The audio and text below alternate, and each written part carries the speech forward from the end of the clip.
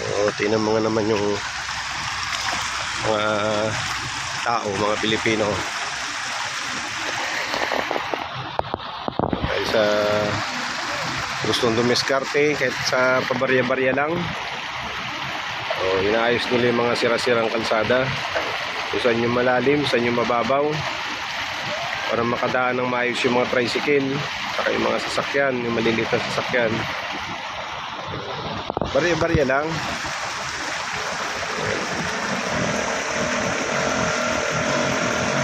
Tulad na no, stop na yung tricycle. Tutulak. Tulak. O pag hindi nagbigay ng barya, ayos lang. Kung wala naman talagang pambigay, gagayad na naman nila yung sasakyan. Saan yung mababaw, saan yung malalim.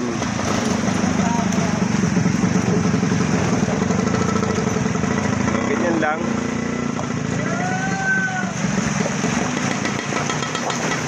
Mahirap nga naman mahirap nga naman na ginagawa nila. Tinatanggal nila yung mga katulad yung mga bato na yan, inaayos nila para pagdaan ng mga tricycle saka maliliit na sasakyan,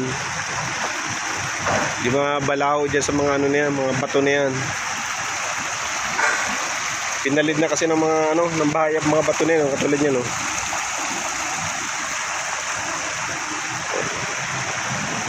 So medyo maganda na ngayon yung panahon. Kahapon medyo mataas pa yung tubig kahapon.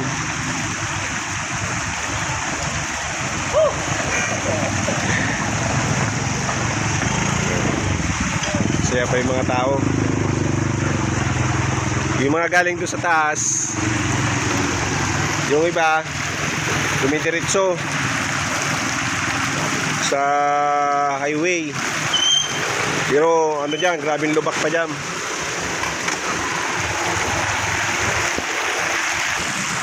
Yung mga ayaw nang dumaan dyan sa mga malubak na yan, dumidiretso na rin sa kabila.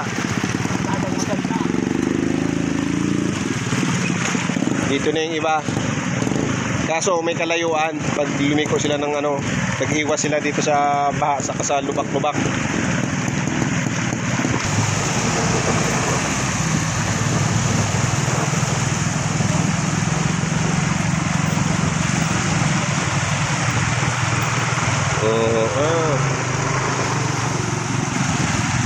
So kahit pa paano, si Kuya abutan ng barya nung may sasakyan.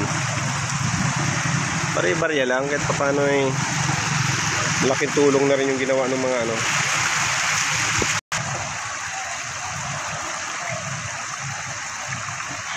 hirap talaga. Ang lalaki kasi talaga ng mga bato. Laki ng mga bato na pinalid ng baha.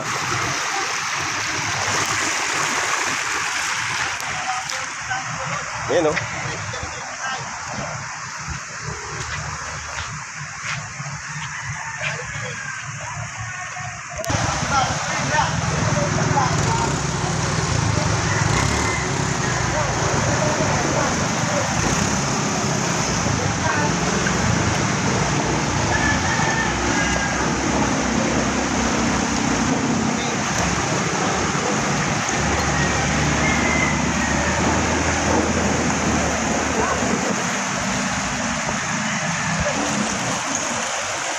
pinagtutulong-tulungan nila itabi yung mga mga malalaking bato para makadaan na maayos yung mga sasakyan.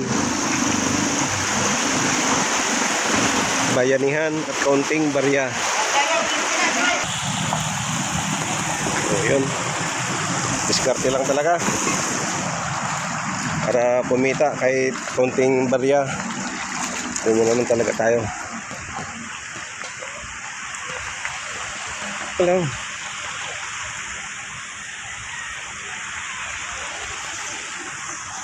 Yung matindi, malaking truck.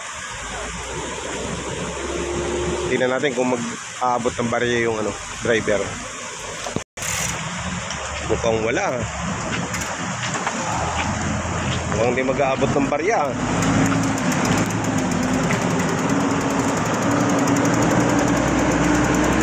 lang.